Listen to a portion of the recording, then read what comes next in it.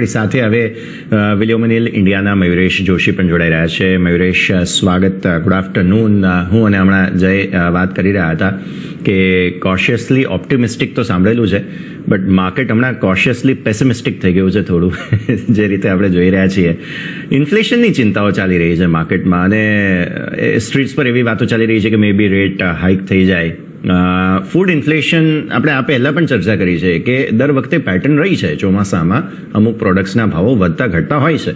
આ સ્થિતિમાં સીધો 25 બેઝિસ પોઈન્ટનો હાઇક કરવાની સ્થિતિ આવી જાય એવું તો કંઈ છે નહીં, બટ માર્કેટ ખબર નહીં કેમ અત્યારે થોડું પોઝ, થોડું બ્રીધિંગ સ્પેસ, અથવા તો એમ પણ કહો કે એક કારણ જે શોધી રહ્યું હતું કે ભાઈ હવે 20,000 તો પહોંચી ગયા, ત્યાંથી કંઈક આગળ પાછળ થવું જોઈએ, તો એ માટે થઈને થોડી જગ્યાઓ શોધી રહ્યું છે. તો મયુરેશ, આ બે પોઈન્ટ્સ છે જેના પર આપણે ખાસ ચર્ચા કરી હવે. એબ્સોલ્યુટલી. મારી સાહેબ આઈ થિંક બે પાસાઓ છે. એક તો ગ્લોબલ પર્સપેક્ટિવ પર તમે જોશો ત્યાંથી જે ડાઉનગ્રેડ આવી ગયો, અને એના પછી પરમદાડે આઈ થિંક જે રિજનલ બેંક્સ ઉપર ડાઉનગ્રેડ આવ્યું with more banks two follow, એનો એક ઇમ્પેક્ટ ડેફિનેટલી આવી. જે ઇટાલિયન ગવર્મેન્ટે પણ કર્યું છે windfall tax in terms of profitability, I think that created some element in terms of panic European બેંક્સમાં પણ. અને આ બધા ફેક્ટર્સ માટે you probably saw lot of global markets under a lot of stress. Having said that, મારી હિસાબે I think આ બધા ઇવેન્ટ્સ નોન ફેક્ટ્સ હતા. તો આઈ થિંક જે પાછલા એક ક્વાર્ટરમાં જે એક ડેવલપમેન્ટ થઈ છે રિજનલ બેંક્સ માટે યુએસમાં, obviously I think the kind of yield movement that has happened, 10-year yield has gone above 4%, 4.08 પર છે આજની તારીખમાં, is reflecting the kind of fear જે સ્ટ્રીટને લાગી રહ્યું છે આજની તારીખમાં. પણ કાલે યુએસ માર્કેટ્સ એબ્સોલ્યુટલી ફાઇન હતા. Coming to the Indian context, મને નથી લાગતું, I think our banking system is very, very secured at this point of time. We have talked about this at Akshaya. So પાછું repeat નહીં કરીશ. I think this has nothing to do with either the Italian banks, European banks or the American banks. We are well capitalized, asset quality, and therefore our banking system is very, very robust.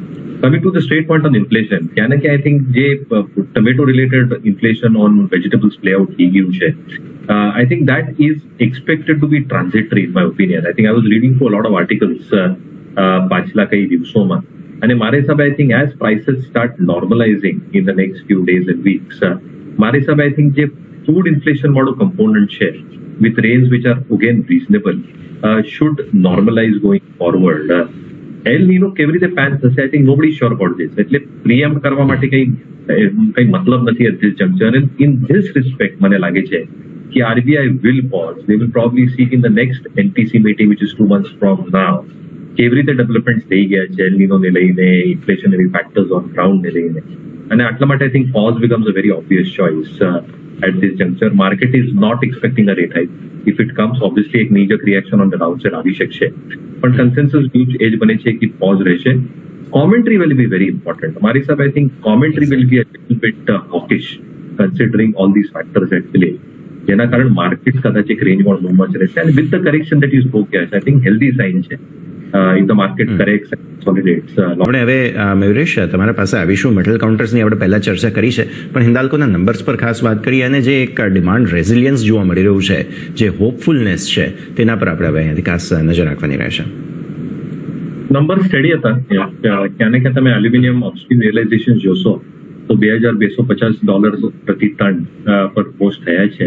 Obviously I think એ લેવલ્સથી આ ક્વાર્ટરમાં થોડી weakness હજી આવી છે global aluminium પ્રાઇસીસમાં.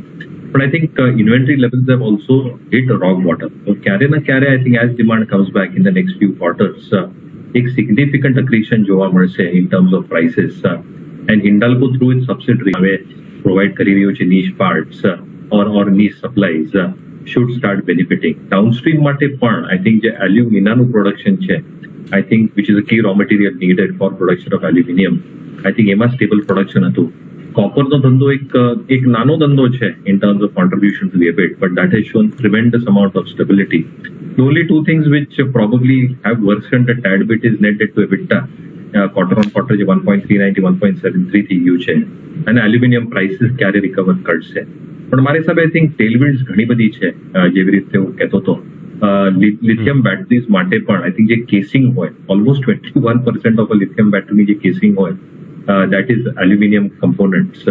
and that can be a huge contributor going forward along with its copper business. Kind of copper contribution significant રહેશે. Industrial use and battery use માં પણ around 4% needed in lithium batteries. At the same time, I think જે diversification ચાલી રહી છે in terms of mine allocation, backward integration Indian operations માં, અને Novelis માં I think જે stability આવશે both in terms of automotive business which can grow going forward, and I think the cans na recycling and integration process back end per, I think that will definitely suffice in terms of EBITDA growing. So I think non-ferrous space might be obviously one of the better stocks to probably look at. તો મયુરેશ, હમણાં જ આપણે વાત કરી રહ્યા હતા consumption demand આ તે બધી વસ્તુઓની તમારા ઓપનિંગ કમેન્ટ્સમાં, અને હીરો મોટોકોર્પ આઈડિયલી જોવા જાઓ હવે પ્રીમિયમાઇઝેશન તરફ તેઓ પણ આગળ જરૂર વધ્યા છે, પણ જે હાઈ વોલ્યુમ સાથે પ્રોડક્ટ્સ જે વેચાઈ રહ્યા છે તેમાં શું પરિસ્થિતિ છે તે ખાસ જોવાનું રહેશે. સો ફાર મંથ ઓન મંથ જે નંબર્સ છે તે તો કંઈ ખાસ પ્રોબ્લેમેટિક બહુ લાગ્યા નથી, પણ હા કદાચ ઇન લાઇન રહેશે નંબર્સ અનુમાનના હિસાબથી તેવું લાગી રહ્યું છે Hero MotoCorp. Mayuresh, that should be the case. And I think the Dava launches, you've recently seen the new launch with I think the response for 25,000 I think is very positive. But the two-wheeler companies માટે I'm pretty sure I think the Bajaj Triumph ના પણ numbers release કરશે, અને જે TVS motor પાસે પણ I think જે બે નવા variant launch કરવાની I think એક ચેષ્ટા છે over the next few months. I think all that will play out very positively. આજની તારીખમાં એ જોવાનું છે કે I think the auto demand is remained extremely strong and resilient. And we have not even entered the festive season. So I think જેવી રીતે inventory built up થશે dealer end ઉપર પણ, અને as we approach the festive season as well, જે resilience છે, two wheelers હોય, four wheelers હોય, look at the commentaries. I think Tata Motors ના, Maruti ના, Mahindra and Mahindra માં, SUV segment માટે in particular, I think the response has been terrific. And જે backlog છે એ terrific છે. જે ઘણી બધી issues હતી પહેલા semiconductor ને લઈને, that is largely behind us. Input costs have now moderated. એટલે I think જેટલી hikes લીધી છે in the first quarter, that should sufficiently suffice without the need to take further price hikes. અને એના કારણે I think volume plus value growth જે આવશે, operating leverage play out કરશે ઘણી બધી balance sheets ઉપર. Hero MotoCorp stacking કરશો તમે Bajaj Auto, PS અને Akshaya સાથે, તો valuation માં I think it has not moved as much as the others. Bajaj definitely I think જેવી રીતે last time પણ કહેતો હતો, is trading around 27-28 times. Long term average is 21 times છે, 18-19 times છે. TVS માટે પણ I think long term average is around 21-22 times, trading in excess of 25 times. So valuation is definitely manga છે, but I think somewhere markets are giving a premium to these two wheelers કારણ કે sales numbers and expectations of volume and value growth બહુ સરસ છે the next. મયુરેશ, સ્વાભાવિક છે ઓલ્ટરનેટ્સ લોકો શોધતા રહે, આવી સ્થિતિમાં ડેટમાં જબરદસ્ત આ વખતે ફંડ ફ્લો આવ્યો છે, ઇવન હાઇબ્રિડમાં પણ સારું એવું ફ્લો જુલાઈ મહિનાના આંકડાઓમાં જોવા મળી રહ્યો છે. મયુરેશ, એબ્સોલ્યુટલી, અને મારે સમય થી અક્રોસ પ્રોડક્ટ સેગમેન્ટ ફ્લો આવી રહ્યો છે, અને આઈ થિંક જેને ડિવર્સિફિકેશન થોડું કરવું છે, થોડી આઈ થિંક રિસ્ક ઓછી કરવી છે at all time high levels on the equity front, obviously ડેટમાં પણ જોઈએ છે, અને debt also should give a reasonable amount of return over the next 1 to 2 years જેનું વ્યૂ હોય, અને આટલા કારણે I think it's a very healthy mix મારા હિસાબે. Equity mix is expected to continue to improve, and you look at the amount of demat holders જે add થઈ રહ્યા છે every month. તો મારા હિસાબે I think equity culture and a cult is growing every month, every passing quarter, અને આટલા માટે I think આપણી જે એક સ્ટ્રેન્થ બનશે retail વાળીની over the next few years, which have already built up in the last few quarters, will be quite substantial to probably take markets to resilient levels going forward and not just depend on FII flows. બિલકુલ, તો આ સંકેતો પર નજર રહેશે. મયુરેશ, જેટલી આપણે ચર્ચા કરી આપના ડિસ્ક્લોઝર્સ, તો જેટલા પણ સ્ટોક્સની ચર્ચા કરી, મારા પોતાની કઈ સ્ટોક્સમાં હોલ્ડિંગ નથી, આ બધા સ્ટોક્સ ક્લાયન્ટ પાસે થ્રુ રિસર્ચ નોટ્સ પ્રોવાઈડ કર્યા હશે, but I do not or my family does not own any of the stocks discussed, but please consult your financial advisor before investing. ખૂબ આભાર મયુરેશ આપનો અમારી સાથે જોડાવા માટે, આ સમગ્ર ચર્ચામાં ભાગ લેવા માટે. આપણી સાથે હવે વિલિયમ ઓનિલ ઇન્ડિયાના પવનકુમાર જયસ્વાલ જોડાઈ રહ્યા છે. પવન, સ્વાગત. સૌથી પહેલાં તો ગુડ આફ્ટરનૂન. સેટઅપ બહુ જ રસપ્રદ છે, શોર્ટ કવરિંગની સ્થિતિ ટ્રેપ તો નથી ને આવતીકાલની ઇવેન્ટ પહેલાં, તે ખાસ જોવાનું રહેશે. હાર્લી ચાર્ટ્સમાં તો ધીરે ધીરે હવે સારું સેટઅપ બની રહ્યું છે, 15 મિનિટના ચાર્ટ્સ પણ થોડું સમજવાનું રહેશે અગેન જે રીતના સ્થિતિ બની રહી છે તેને જોતા. ઇવન મિડ કેપ પણ હવે ઓલ ટાઈમ હાઈ બનાવી રહ્યો છે. પવન, ગુડ આફ્ટરનૂન. યશ, કાલે પણ આપણે 3:30 ડિસ્કસ કર્યા હતા કે બાય ઓન ડીપની સ્ટ્રેટેજી ફોલો કરવી જોઈએ, બ્રેકઆઉટને ચેઝ ના કરવું જોઈએ.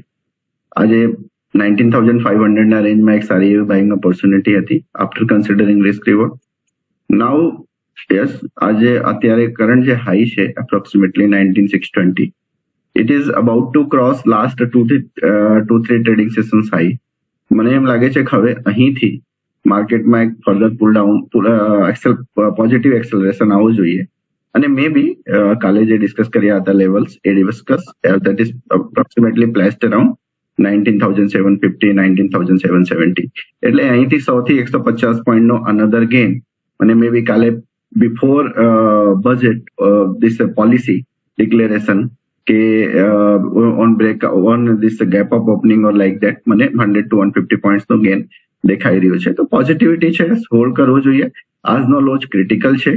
હા, બ્રેકઆઉટને વન્સ અગેન હું ફરીથી રિપીટ કરીશ, કાલે રિપીટ કર્યું હતું કે બ્રેકઆઉટને ચેઝ ના કરવો જોઈએ, બાય ઓન ડીપની સ્ટ્રેટેજી ફોલો કરવું જોઈએ. અત્યારે થોડુંક લેટ છે પણ મને લાગે છે કે અનધર 100 120 or 150 પોઈન્ટ્સ નો ગેઇન મળી શકે અહીંથી. રિસ્ક રિવોર્ડ જો કોઈ સુટેબલ કરીને મેનેજ કરીને અહીંથી પોઝિશન લઈ શકે તો.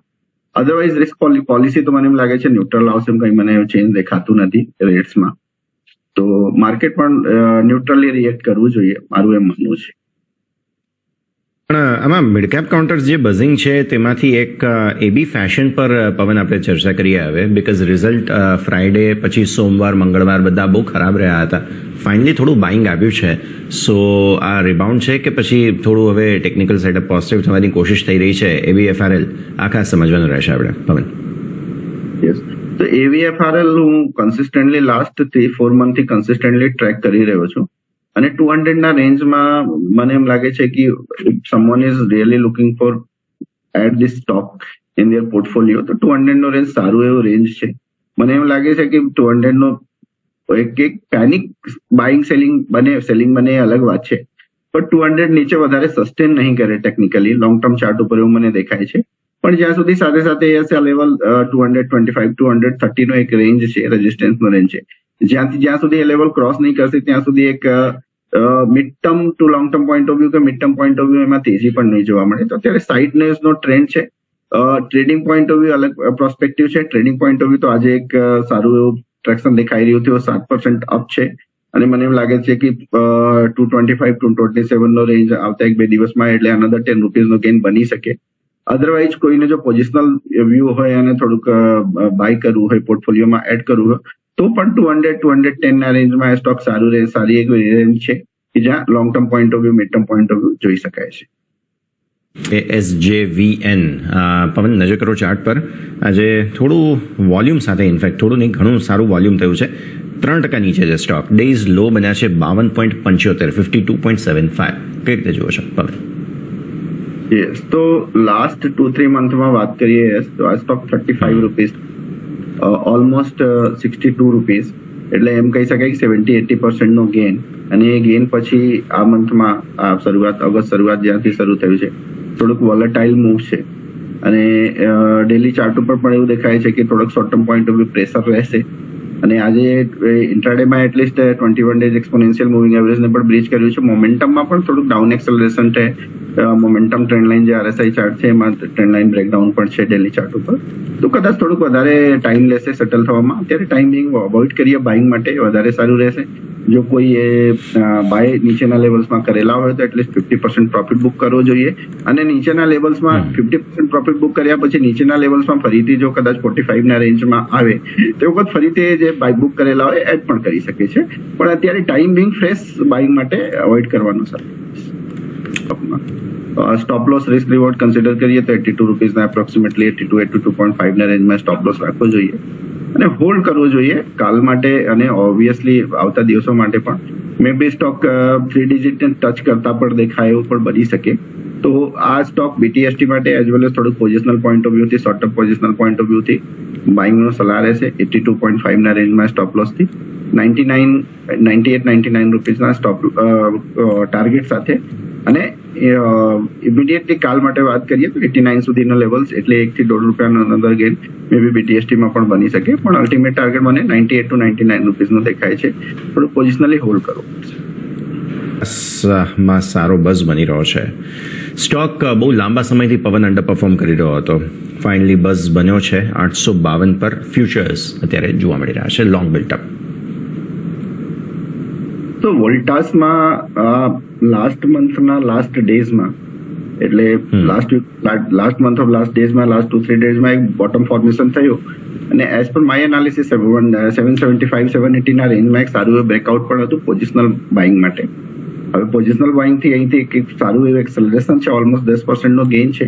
પણ જે રીતનું ઓવરઓલ સ્ટ્રક્ચર ને બધું દેખાય છે તો મારા હિસાબથી એક રેઝિસ્ટન્સના જેલમાં હવે સ્ટોક એન્ટર કરી રહ્યો છે. 860 ના રેન્જમાં એક રેઝિસ્ટન્સ છે, પણ મને એમ લાગે છે કે 860 જસ્ટ ટાઈમ બિંગ રેઝિસ્ટન્સ એ ક્લિયર કરશે તો ફર્ધર ફ્રેશ અપસાઇડ સ્ટોક્સમાં આવતા કેટલાક વીક્સમાં જોવા મળશે. અને મે બી એવું પણ બની શકે કે આ સ્ટોક 900 સુધીના આરામથી ટ્રાવેલ કરી શકે છે. So overall structure, overall trend, momentum positive દેખાઈ રહ્યું છે સ્ટોકમાં. બાય ઓન ડીપની સ્ટ્રેટેજી ફોલો કરીને આ સ્ટોકને ઓબ્વિયસલી 900 ના ટાર્ગેટ માટે હોલ્ડ કરવું જોઈએ કે બાય કરવું જોઈએ. બોનસના તેના કારણે થઈને પરિણામો પણ આવી રહ્યા છે. નફો 253 કરોડથી વધી અને 354 કરોડ રૂપિયા થયો છે. તો નફાના આંકડા અત્યાર સુધીમાં આવક 2760 કરોડ રૂપિયાથી વધી અને આવી છે 3030 કરોડ રૂપિયા પર. તો પરિણામો અહીંયા અનાઉન્સ થઈ રહ્યા છે. માર્જિન બહુ સરસ સુધર્યા છે. 14.7% વધી અને 18.4% માર્જિન્સ અને એબિટા પણ 37.5% વધી આવ્યા છે 556.7 કરોડ રૂપિયા પર. તો આવી સ્થિતિમાં બર્જર પેઇન્ટ્સ બોનસ પણ અનાઉન્સ થયું છે પવન, અને સાથે સાથે નંબર સારા બર્જર પેઇન્ટ્સના સુધી મને ખ્યાલ છે બર્જરમાં લાસ્ટ 2 ક્વાર્ટરમાં એક EPS કન્સોલિડેશન પછી આજે તમે જે જણાવી રહ્યા છે નંબર્સ છે એ ખૂબ જ અટ્રેક્ટિવ નંબર્સ કહી શકાય. અને મને એમ લાગે છે કે હવે અહીંથી જે રીતનું જો ઓવરઓલ સ્ટ્રક્ચર છે સ્ટોકમાં અને સ્પેશિયલી વીકલી ચાર્ટ ઉપર એક બુલિશ ફ્લેગ કન્ટિન્યુએશન 3-4 વીક પહેલા જ બ્રેકઆઉટ ઓલરેડી હતું approximately in the range of 620-625 ના રેન્જમાં. એ કન્ટિન્યુએશનમાં છે. હાયર ટોપ હાયર બોટમ ફોર્મેશન સાથે સ્ટોક ટ્રેડ કરે છે. તો બધા સંકેતો પોઝિટિવ છે, ફંડામેન્ટલ ટેકનિકલ. મને એમ લાગે છે કે સ્ટોક સુનર ઓર લેટર મે બી 760-770 ના લેવલ્સ આરામથી ટચ કરવો જોઈએ આવતા કેટલાક વીક્સમાં. ઝેન ટેકનોલોજીસ આજે પણ ઉપર છે. ખબર નહીં કયા પ્રકારનું જે કરંટ આવ્યો છે અહીંયા પવન, પણ રિઝલ્ટ બાદ રોજ 10% ઉપર. ઝેન ટેકનોલોજીસ રિઝલ્ટના દિવસે તો 20% ઉપર હતો, પછી પણ બાઇંગ અટકી નથી રહ્યું. આટલો અંડર વેલ્યુડ હતો સ્ટોક. યસ, તો કાલે જ આપણે ડિસ્કસ કર્યા હતા. It's not all about under value, but જે રીતના business segment new businesses emerge થઈ રહ્યા છે એનો ઇમ્પેક્ટ છે. જે અનએક્સપેક્ટેડ વસ્તુઓ થઈ રહી છે કંપનીમાં બિઝનેસને લઈને, એના લીધે ઇફેક્ટ આવી રહ્યો છે. અને કાલે પણ આપણે ડિસ્કસ કર્યું હતું કે અહીંથી પણ પોસિબિલિટી છે કે મે બી સ્ટોક ફર્ધર ગ્રેન કરી શકે. અને આજે વન્સ અગેન ઓલમોસ્ટ 10% અપ છે. મને એમ લાગે છે કે અનધર 10% બીજો મૂવ કરી જાય તો કેટલું બાઇંગ કરવું થોડુંક આજે મોમેન્ટમ બિલ્ટઅપ થયું છે, મોમેન્ટમને ચેસ કરવું થોડુંક ડિફિકલ્ટ છે ઓબ્વિયસલી. એટલે જ કાલે પણ કીધું હતું કે ફ્રેશ બાઇંગ તો ના જ કરવું જોઈએ, કારણ કે રિસ્ક સ્ટોપ લોસ રાખીને મેનેજ કરીને કરે તો વધારે સારું રહેશે. હજુ પણ જે રીતનું ઓવરઓલ સ્ટ્રક્ચર ઇમર્જ છે ટેકનિકલ પેટર્ન ઉપર જોઈએ તો ઓલમોસ્ટ સ્ટોક બ્લાસ્ટિંગ ટેરેટરીમાં છે overall all multi time frame charts ઉપર. તો હજુ પણ પોટેન્શિયલ છે સ્ટોક જઈ શકે. પણ સાથે સાથે એ પણ કહીએ સ્ટોક લાસ્ટ 3-4 દિવસમાં સ્ટોકમાં ઓલમોસ્ટ 40% નો ગેઇન છે. તો મે બી કન્સોલિડેશન પણ બની શકે. અધરવાઇઝ સ્ટોકમાં કંઈ પ્રોબ્લેમ નથી. ફ્રેશ બાઇંગ માટે વન્સ અગેન હું ના પાડીશ, બટ એ જે લોકો હોલ્ડ કરી રહ્યા છે એ એપ્રોપ્રિએટ સ્ટોપ લોસ રાખીને સ્ટોકને હોલ્ડ કરી શકે છે. તો રિએક્શન લઈ લઈએ આવતીકાલ માટેના લેવલ્સનું. જેમ તમે શરૂઆતમાં કહી રહ્યા હતા પવન, સારું એક્શન છે. જ્યારે આવતીકાલે ગેપઅપના સંકેત બની રહ્યા છે તેવા ઇન્ડિકેશન્સ છે અને એક રેઝિસ્ટન્સ છે રાખીશું પવન. જી, તો આજે જે લો થી જે રીતનું રિકવરી માર્કેટ બતાવ્યું છે પોઝિટિવ સંકેત છે. મને એમ લાગે છે કે કાલે એટલીસ્ટ નહીં વધારે તો એક માઇલ્ડ ગેપઅપ થવો જોઈએ. પણ અલ્ટિમેટ જે છે માર્કેટનો પૂરેપૂરો ફોકસ કાલે RBI પોલિસી ઉપર રહેશે. જો RBI પોલિસીમાં થોડુંક પણ એવું આવશે જે માર્કેટને કર્ણપ્રિય લાગે તો ઓબ્વિયસલી માર્કેટ આરામથી 19,750 ફોલોડ બાય 19,850 કે 880 સુધીના લેવલ્સ આરામથી 1 કે 2 ટ્રેડિંગ સેશન્સમાં કાલે કે મેક્સિમમ ફ્રાઇડે સુધી બતાવી શકશે. પણ જો ઓબ્વિયસલી નેગેટિવિટીમાં થશે તો ઓબ્વિયસલી નીચેના જે લેવલ છે અપ્રોક્સિમેટલી 19,500 એ ધ્યાનમાં રાખવાનું રહેશે. બ્રીચ થશે તો ડાઉનફોલ એક્સટેન્ડ થશે. તો ઇટ્સ ઓલ અબાઉટ કાલે કઈ રીતનું પોલિસી બને છે. મને એમ લાગે છે કે ન્યુટ્રલ પોલિસી આવી જોઈએ અને માર્કેટને પણ સારું લાગશે અને માર્કેટ ઉપરના લેવલ્સ ઉપર એક્સટેન્ડ થશે.